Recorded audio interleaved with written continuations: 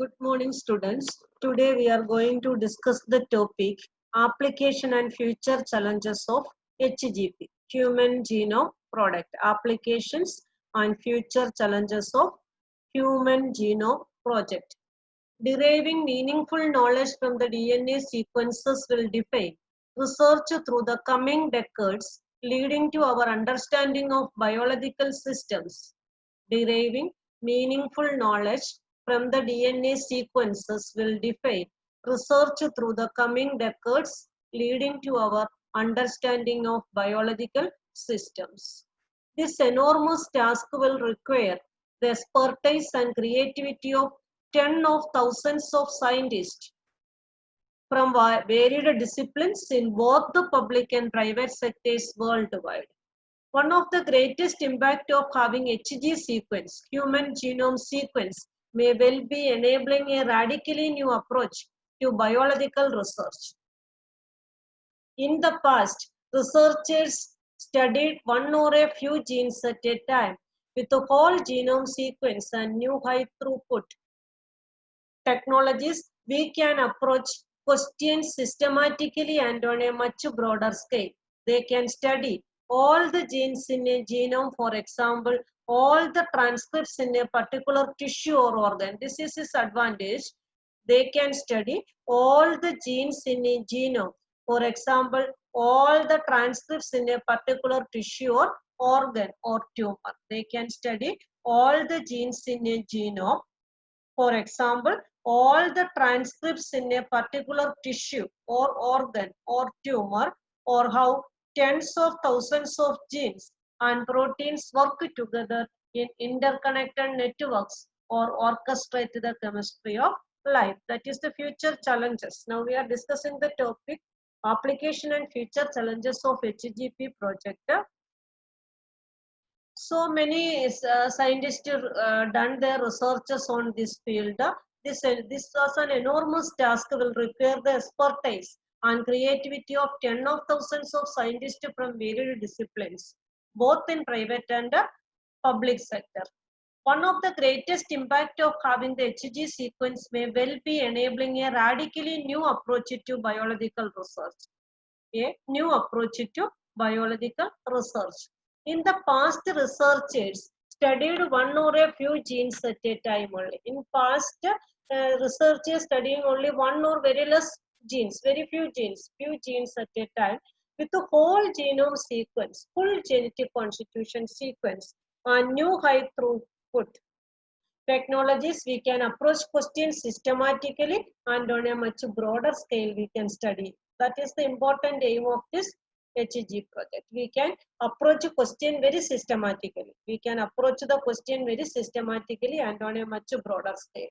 They can study all the genes in a genome, for example, all the transcripts in a particular tissue or organ or tumor, or how tens of thousands of genes and proteins work together in interconnected network to orchestrate the chemistry of life. Now we are going to discuss a new topic, that is DNA fingerprinting. As stated in the preceding section, 99.9% of the base sequence among humans is same only. We all are differing for 0.1% only. How much? 0.1%. So you understood that 0.1% making how much difference among us.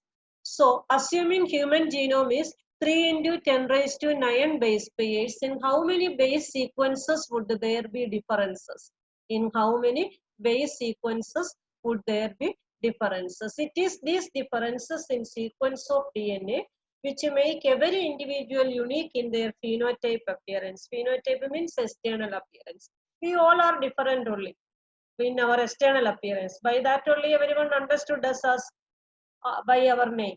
So we all are different phenotypic. Phenotypic means external appearance. If one aims to find out genetic differences between two individuals or among individuals of a population, sequencing the DNA every time would be daunting and expensive task only. Imagine trying to compare two sets of 3 into 10 raised to 6 base pairs, 3 into 10 raised to 6 base pairs DNA fingerprinting is a very quick way to compare the DNA sequence of any two individuals.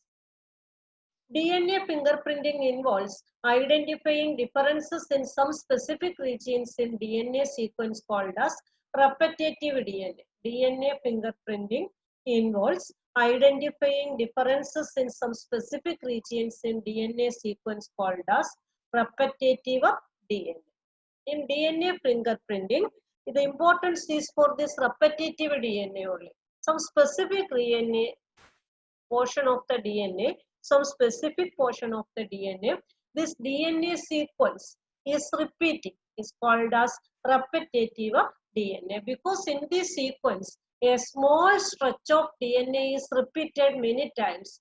A small stretch of DNA is repeated many times. In repetitive DNA, a small stretch of DNA is repeated many times. These repetitive DNA are separated from bulk genomic DNA as different peaks during density gradient centrifugation. These repetitive DNA are separated from bulk genomic DNA as different peaks during density gradient centrifugation.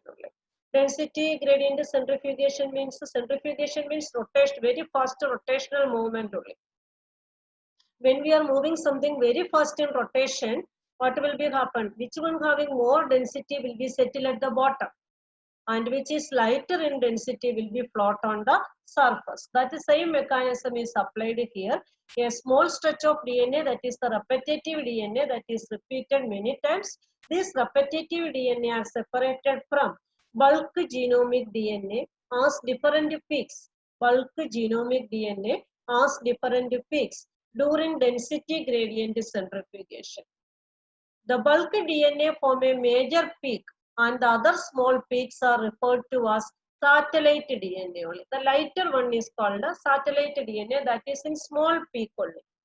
But repetitive DNA, that is having more density, that is in high bulk or high peak only. So depending on the base composition adenine to thymine rich or guanine to cytosine rich, adenine to thymine rich or guanine to cytosine rich.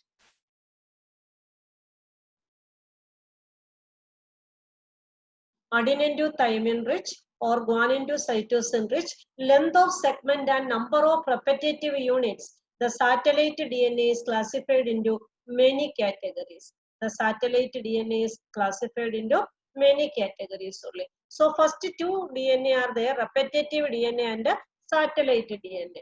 The bulk DNA forms a major peak, that is repetitive DNA. And the other small peaks are referred to as the satellite DNA.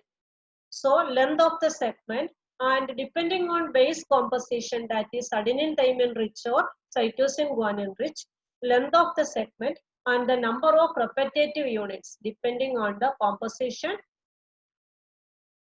Depending on base composition, adenine to thymine rich or guanine to cytosine rich, length of segment and number of repetitive units, the satellite DNA is classified into many categories such as microsatellites, mini satellites, etc. Microsatellites and mini satellites, etc. These sequences normally do not code for any proteins.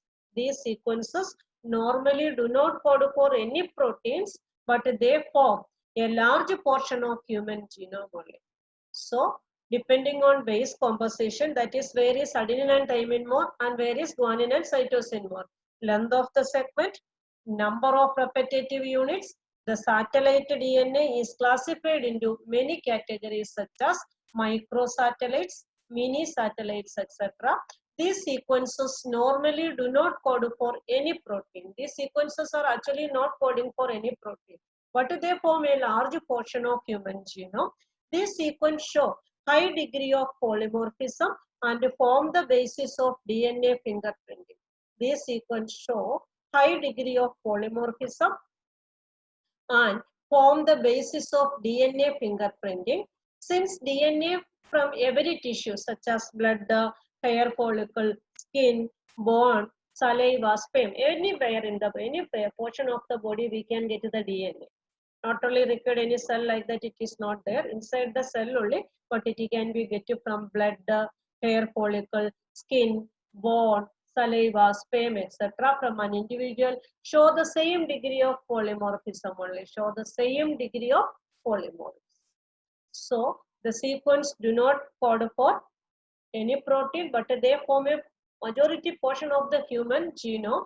These sequence show high degree of polymorphism. Polymorphism means different structure and form the basis of DNA fingerprint. This only form a basis of DNA fingerprint. These sequence show high degree of polymorphism, and form the basis of DNA fingerprinting. Since DNA from every tissue such as blood, hair follicle, skin, bone, saliva, sperm, etc. from an individual show the same degree of polymorphism, they become very useful identification tool in forensic applications. So forensic, knowing a forensic surgeon, studying the dead body for identifying the person. So from an individual show the same degree of polymorphism, they become very useful in identification tool for identifying the dead body, that is forensic application. Further, as the polymorphism are inheritable from parents to children, polymorphism are inheritable. How it is in the parents? Same to the children also. So as it is inherit, this polymorphism or different structure of the DNA is inheritable from parents to children. DNA fingerprinting is the basis of paternity testing. DNA fingerprinting is the basis of paternity testing in case of disputes. Paternity means to identify the father. If any dispute is there, who is the father of the corresponding child or particular child, this method it can be identified. So this method is also using for paternity testing. As polymorphism in DNA sequence is the basis of genetic mapping of human genome as well as of DNA fingerprinting, it is essential that we understand what DNA polymorphism means in simple terms only. Polymorphism is very important only. Poly means many, morphic means structure.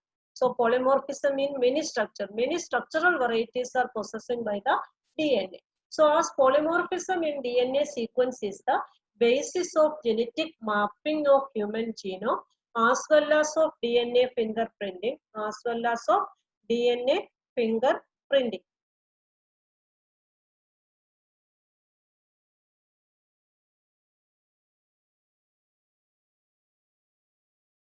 It is essential that we understand what DNA polymorphism means in simple terms. Polymorphism, that is variation at a genetic level, arises due to mutations. New mutation may arise in an individual either in somatic cell or in the germ cell only. Somatic means not reproductive cell. Germ cell means related to reproductive. New mutation may arise in an individual either in somatic cell or in germ cells. That germ cells are the cells that generate gamete in sexually reproducing organism. If a germ cell mutation does not seriously impair, suppose that this germ cell is occurring in the sex cell only. So sex cell mutation or germ cell mutation does not seriously impair individuals' ability to have offspring who can transmit the mutation. If mutation is occurring in the somatic cell is not at all related to the reproduction. So if mutation is occurring in the somatic cell, it should not go to the other generation because the somatic cell is not having any relation with the reproduction. So it is not inherited to the offspring if it is occurring in the somatic cell. If it is occurring in the germ cell, as these germ cells are related to the reproduction, if occurring in the gamete forming cell, it should be transferred or it should be inherited to the host. It can spread it to other members of population through sexual reproduction.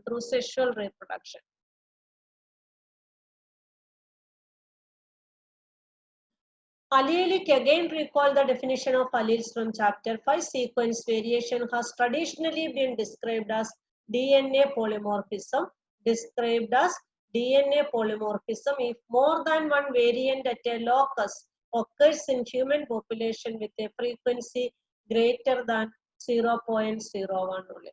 Allelic sequence variation has traditionally been described as a DNA polymorphism if more than one variant at a locus occurs in human population with a frequency greater than 0.01. In simple terms, if an inheritable mutation is observed in a population, in simple terms, if an inheritable mutation is observed in a population at a high frequency, it is referred to as DNA polymorphism. It is referred to as DNA polymorphism. The probability of such a variation to be observed in non-coding DNA sequence. Coding and non-coding DNA sequence we had already learned. So the probability of such variations to be observed in non-coding DNA sequence would be higher, as mutation in this sequence may not have any immediate effect or impact in an individual's reproductive ability. These mutations keep on accumulating generation after generation and form one of the bases of variability or polymorphism. These mutations keep on accumulating generation after generation and form one of the bases of variability or polymorphism. There is a variety of different type of polymorphisms ranging from single nucleotide. Only variation can be occur in single nucleotide. Otherwise, very large scale changes also can be included in polymorphism. How polymorphism occur? Polymorphism means structural change.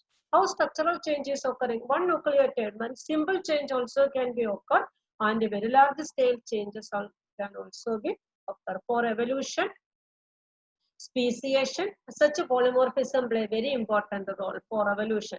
All the genetic constitution are same, then evolution will not be takes place. Evolution means the fittest would be survey.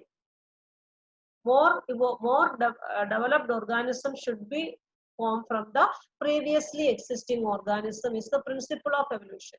Then more developed organism, how they will be formed? If any genetic constitution is changing and more desirable characteristic genes are possessing, then only more developing organism will be formed. So all the genetic constitutions are same, then there will be no selection will not be takes place. If you are having 10 say uniform, 10 pairs of uniform, 10 uniform, then we are not going to select anything because all of them are same only. Anyone we will be for. Understood? Like that, if all the genes are same only, then selection will not be there. When we are selecting something, we are having different type are there, different type. Suppose that a different type of dress we are having, so we will be select most beautiful dress for wearing some ceremonies or function like that. With a